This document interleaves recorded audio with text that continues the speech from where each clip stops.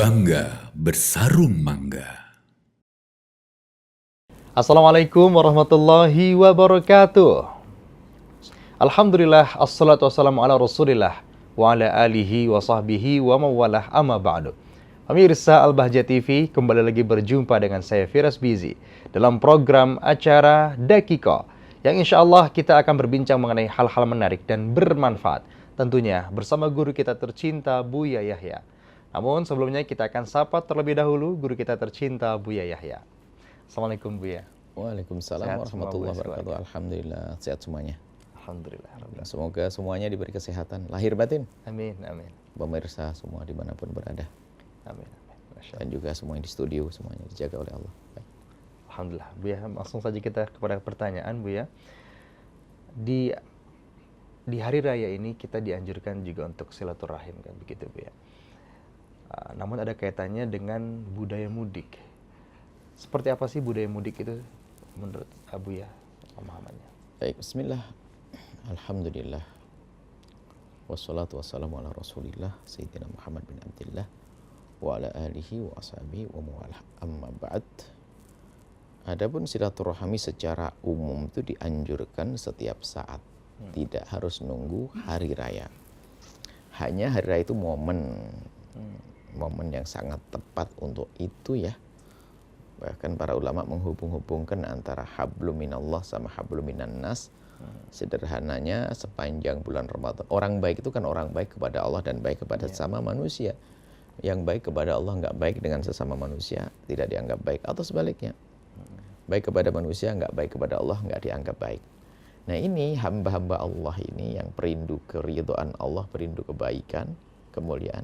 Ini kan sibuk di bulan Ramadan dengan ibadah. Artinya seolah-olah dia telah berdamai dengan Allah, menjalin hubungan baik dengan Allah. Berarti separuh perjalanannya sudah oke. Tinggal menyempurnakan separuh perjalanannya yang lain lagi, yaitu urusan dengan sesama manusia. Maka lihat setelah berhari raya, bermaaf-maafan dan sebagainya itu biar, dan itu momen, jadi semuanya melakukan ini, jadi indah sekali. Tinggal kita cerdas tidak menangkap kesempatan ini. Artinya kita pun juga harus maksimal dong dalam mengadakan silaturahmi ini. Nah, kemudian di sini dibarengi secara serentak tanpa disengaja, kayak gitu loh. Jadi keinginan orang untuk bersilaturahmi yang di Jakarta ini kan banyak orang perantau, ya bertemu di hari yang sama, maka muncullah satu gerakan, satu perjalanan kompak, ya di hari yang sama, dan itu terjadi dahsyat semacam itu hanya di negeri kita, di Indonesia Raya. Maka disebut dengan arus mudik di negeri kita. Jadi mudik itu sebetulnya ada tujuannya yang baik sekali, yaitu mereka ingin bertemu dengan keluarga, silaturahmi. Itu sah-sah saja, boleh-boleh aja. Dan hendaknya memang kita punya waktu untuk keluarga. Kalaupun kita merantau, khususnya di hari raya itu kita hendaknya bertemu dengan sanak, kerabat, dan saudara. Nah, tapi ada hal yang sangat perlu untuk diperhatikan ya. Dalam rangka kita untuk menjalin hubungan baik kepada manusia itu jangan sampai kita melanggar Allah. Jadi sebenarnya di dalam mudik itu harus ada dong rambu-rambunya, aturan-aturan yang harus dipatuhi ya, akhlaknya. Kadang orang silaturahmi sampai meninggalkan sholat dan sebagainya. Ini nggak dibenarkan. Jadi kita harus tahu bahwasanya harus mudik itu dalam rangka silaturahmi. Artinya itu sebuah kebiasaan yang baik, menjadi sebuah tradisi. Sehingga orang itu kalau nggak mudik itu aneh kan begitu. Seolah-olah nggak punya sambung hati dan sebagainya. Tapi nanti kan juga ada bagaimana pandemi dan sebagainya. Ini kan adalah hal yang baru yang perlu dijelaskan gimana cara silaturahmi dari jauh dan seterusnya. Ada aja jalan untuk berbuat baik itu ada. Begitu mudahnya dengan Allah. Jadi seperti itu, mudik adalah dalam rangka silaturahim, menyambung silaturahmi. Dan ini adalah hal baik dengan catatan jangan ada pelanggaran-pelanggaran syariat di saat kita mengadakan mudik seperti itu. Insyaallah, Bu. Kemudian Bu ya, sebelum memasuki mudik ini juga kan kayaknya awalnya masjid itu penuh ya. Kemudian sudah mulai sepi. Nah, ini himbauan Buya ini agar tetap semangat dalam beribadah, tidak meninggalkan ibadah-ibadah di bulan Ramadan seperti apa, Bu? Baik, kami himbau kepada siapapun yang mudik dan kebetulan hari mudiknya itu mengambil hari raya H-5 lah, atau 3 atau 2, kan begitu kadang-kadang sebelum hari raya 2 hari atau 3 hari. Artinya Anda melakukan sebuah perjalanan di hari-hari yang luar biasa istimewa yang para kekasih Allah menangis di masjid, di masjid untuk beriktikaf dan di saat beriktikaf. Lalu Anda melakukan perjalanan mudik. Nah, sekarang Anda harus menjadi orang cerdas. Jadikan perjalanan Anda itu seperti orang iktikaf di dalam masjid. Anda sudah memastikan diri Anda, pastikan mulai hari ini, Anda sudah punya rencana. Anda sudah mengerti Anda sholat di mana. Yang jelas mungkin Anda harus sudah bisa membaca zikir, apakah bersolawat. Perjalananku aku dari Jakarta ke Jawa Timur. Perlu waktu 12 jam. Ya oke lah, di atas kendaraan saya akan tidur 3-4 jam. Selebihnya aku harus membaca sholawat, tidak boleh kurang dari berapa ribu. Pastikan deh. Sambil menikmati perjalanan, dia baca sholawat. Sehingga kalau nanti terkena macet pun, emosi Anda nggak tumbuh. Nggak muncul. Kenapa? Ini macet lumayan, bisa nambah sholawat saya. Semakin banyak macet, semakin banyak sholawat yang baca. Bagaimana Anda dengan Allah? Dan Anda kontrol emosi Anda dan sebagainya. Juga mengurangi pandangan Anda dari melihat yang haram. Kan seperti itu. Upaya dengan Allah dan Rasulnya. Seperti itu. Biarpun dia ternyata memang tidak bisa iktikaf di masjid, Anda bisa melakukan ibadah. Perjalanan yang baik dengan Allah, ajib. Kalau di atas kendaraan, apa perbanyak sholat di atas mobil. Kalau naik motor pun sebenarnya bisa sholat kok. Nabi pernah melakukan sholat sementara di atas onta, sambil mengendalikan onta. Allahu Akbar. Tidak apa-apa. Sholat sunnah. Ya, cuman mungkin kalau tidak terbiasa itu ya kurang lah. Tapi kalau Anda membiasakan kebaikan ya jadi mudah. Sehingga sudah sambil nyopir itu biasa sholat, itu biasa. Sambil baca Al-Quran, baca zikir. Nah itulah Anda orang cerdas. Mudik Anda mudik bermakna seperti itu. Berbicara ibadah sholat di dalam kendaraan, tata caranya itu seperti apa, Bu, yang baik? Jadi mungkin ini ya termasuk yang sering dilupakan ya. Di arus mudik ini banyak orang meninggalkan sholat fardu. Kalau sholat sunat oke lah. Kalaupun tidak sholat, ya tidak dosa. Tapi sholat fardu kadang-kadang. Sholat wajib, na'udzubillah. Maka ada satu buku kami. Solusi sholat saat macet. Tahu judulnya apa ya? Solusi sholat saat macet atau di atas tol atau apa. Kurang lebihnya begitu, lupa sampai judulnya. Salah satu buku yang kami tulis itu. Dan biasanya menjelang hari raya, menjelang mudik itu kita sebar buku itu. Kita bagi-bagikan gratis agar tidak ada satu orang pun yang meninggalkan sholat. Khususnya di Jakarta sana buku itu hendaknya dicetak sebanyak-banyaknya agar orang-orang di Jakarta ini yang sering kena macet tidak meninggalkan sholat. Adapun ini sholat fardu, sebab sholat fardu itu nggak bisa kecuali harus dengan syarat-syarat cara-cara tertentu. Kalau sholat sunnah, kita bicara sholat sunnah dulu. Kalau Anda melakukan sholat sunnah terawih, misalnya Anda lagi mudik agar tidak ketinggalan terawih, tidak ketinggalan sholat-sholat yang lainnya, Anda bisa. Di atas kendaraan biasa. Jangan sholat fardu dulu, sholat sunnah dulu.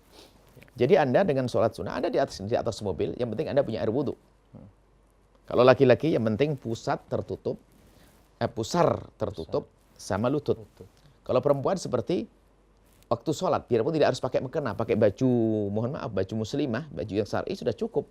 Tinggal tangan ini disampaikan pergelangan ini, dikasih kancing atau peniti atau apa. Ini. Kalau kakinya kelihatan dikasih selimut aja deh.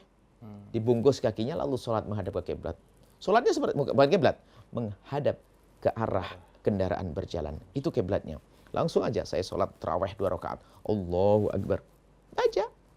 Kalau memang tidak bisa banyak menghafal surat Al-Quran, cukup aja langganan. Al-Fatihah, Qul huwallah, Al-Fatihah, Qul huwallah. Langsung. Indah. Pelan-pelan Anda nikmati. Ini rukuknya begini. Sami Allah liman hamidah. Sujudnya lebih rendah lagi. Dan ini tidak harus nempel di jok. Hanya anjuran saja, tidak harus. Yang penting Anda bisa melakukan sholat sebanyak-banyak di atas kendaraan. Sholat sunnah. Hanya kalau Anda ingin sholat tarawih, syaratnya sholat tarawih, Anda sholat isya dulu. Jadi Anda bisa sholat isya di mana Anda berhenti, sholat isya, kemudian Anda melakukan perjalanan untuk sholat sunnah. Sholat isyanya benar di tempat, di musola atau di masjid dan sebagainya. Termasuk di antaranya, sholat itu di mana saja Anda bisa. Di mana saja Anda bisa. Misalnya, yang jadi masalah kan kalau sudah di atas tol, apalagi macet di ke Jakarta, kota itu. Anda nggak mungkin untuk turun melakukan sholat begitu. Cuman kalau tol misalnya tol di daerah mana atau jalan besar daerah mana, masih ada pinggir jalan yang luas atau lapangan, kita bisa sholat di situ. Bahkan kadang kita sengaja. Kan ada tol itu ada tempat istirahat apa itu ya. Yang bukan rest area, bukan. Ada kan satu tol itu untuk kalau darurat itu belok gitu ada, itu beca. Lah, kadang kita sengaja harus sholat di tempat itu. Biar orang lain tahu bahasanya sholat subuh di sini tuh bisa. Karena kadang orang tuh ngejar waktu, nggak ngejar subuhnya kan. Kita sholat sudah. Tanah suci, nggak usah pakai sajadah. Nggak usah pakai sajadah, tanah suci. Tanah itu, tanah liat suci. Jadi mudah sholat itu. Nah, pokoknya kita berusaha sholat. Kalau bisa di rest area. Cuman kalau sudah harus mudik macam itu, rest area pun full. Iya. Sudah, Anda sholat tidak harus di musola. Yang penting Anda ambil wudhu. Kalau ternyata pakai air wudhu, ngambil air wudhu di toilet, di tempat wudhu susah, Anda cukup air kemasan segelas itu bisa untuk wudhu. Air botol gitu ya. Air botol sebotol banyak banget. Segelas itu bisa untuk wudhu. Misalnya, Anda cukup misalnya segenggam air. Ini bisa dibasuhkan dibaca. Segenggam, sudah sah. Yang penting sah dulu. Kalau kesunahan ya 3 kali. Ini kita bisa tuangkan sini atau minta tolong yang lain suruh nuangin. Biar untuk makruh tapi kemudahan ya. Biar irit air gini langsung. Sekali tok. Kemudian tangan. Yang penting ada genangan di sini. Atau temannya menggericikkan, mengguyurkan, gemericik ke sini sudah sah. Rambut sama. Rambut di mana saja. Pokoknya bagian rambut yang ada di kepala. Rambut. Kuping sunnah kalau nggak ada masalah. Kemudian kaki, kan? Basuh wajah, tangan, rambut, kaki. Kaki sampai mata kaki. Biarpun hanya gemericik, air sedikit. Atau nggak gemericik, genangan. Yang penting ada genangan di gini kan sudah sah. Gini. Sah. Sholat. Mudah sholat. Termasuk di antaranya, mohon maaf, buang air kecil. Mohon maaf. Kadang toiletnya ramai dan sebagainya, nggak ada air dan sebagainya. Anda buang air kecil, nanti wudhu sah, nggak harus pakai mencuci ini. Cuman ingat dengan tisu. Barangkali nggak ada tisu. Nah ini. Termasuk ini istinja, cara bersuci ya di saat kita berada di perjalanan. Bahkan ini jauh lebih sehat. Kadang sebagian toilet umum itu, airnya nggak tahu mungkin setahun sekali diganti barangkali. Artinya sudah full bakteri, full kotoran, full penyakit. Sehingga kadang-kadang bikin gatal. Nggak usah, khususnya mohon maaf, para wanita dan sebagainya. Jangan sampai membersihkan dengan air yang semacam itu. Itu malah membawa penyakit ke wilayah-wilayah sangat sensitif. Maka Anda setelah buang air kecil, Anda cukup dengan tisu. Istinja dengan batu atau wakilnya. Tisu setelah buang air kecil, atau air besar sekalipun sama. Buang air kecil, laki atau perempuan sama. Anda usap dengan 1. 3 kali usapan. Dengan 3 kali tisu. Ini baru ya, 1 dibuang. Ambil lagi, 2. Yang ketiga. Kalau sudah terasa nggak ada bersih, berarti yang ketiga ini sudah oke. 3 juga cukup. Nggak usah pakai air. Dan ini adalah yang ada pada pendidikan Nabi. Ternyata cara begini ini menjadi cara favorit, cara sehat di kota-kota gede. Coba kalau ke bandara di kota-kota besar, nggak ada namanya air, adanya tisu aja. Karena memang begitu, itu bersih, sehat. Lakukan itu. Nggak usah, misalnya mohon maaf, kita di tengah jalan pipis di sebuah tempat yang ya Allah, nggak ada air, ya nggak masalah. Kita kan punya tisu. Mensucikan atau membersihkan bekas air, buang air kecil dan air besar dengan tisu, wudhunya dengan air boleh kok. Kemudian setelah itu kalau ternyata tidak ada air, boleh bertayamum. Tayamum debu mana saja. Yang penting debunya debu umum, debunya milik negara, tanah umum. Ya, kalau miliknya orang kita harus minta izin. Kalau ketahuannya orang, Pak, saya minta izin untuk tayamum. Atau kita sudah bawa debu sendiri dari rumah di perjalanan, cukup sesendok teh taruh di kertas koran dilipat begini. Nanti kalau kita perjalanan pas nggak ada air, saya bisa bertayamum. Mungkin detailnya Anda bisa melihat di silsilah kita ada fikih praktis yang sudah kita sampaikan, sholat di atas kendaraan. Nah, kemudian setelah itu Anda sholat fardu. Sholat fardu di tempat. Kalau ternyata Masya Allah Anda di atas kendaraan, mungkin kita harus terangkan di kesempatan yang lain lagi. Kalau Anda sudah di atas kendaraan macet, wudhu nggak bisa, kemudian ngapain nggak bisa, tapi asar mau habis nih bagaimana? Dan mungkin kita harus ada waktu lain lagi nih, karena ini penting sekali masalah sholat di atas kendaraan yang ada hubungannya dengan mudik. Insya Allah kita jelaskan jika ada kesempatan lagi. Ini ada urusan dengan waktu, Masya Allah. Insyaallah. Syukran Abu ya atas jawaban-jawabannya. Semoga dapat bermanfaat dan dapat kita amalkan dalam kehidupan kita sehari-hari. Amin amin Allahumma amin. Baik, pemirsa Al-Bahjah TV, demikian tadi perbincangan kita pada episode kali ini, dan jangan lewatkan episode selanjutnya. Terima kasih atas segala perhatiannya. Saya Firas Bizi. Assalamualaikum warahmatullahi wabarakatuh.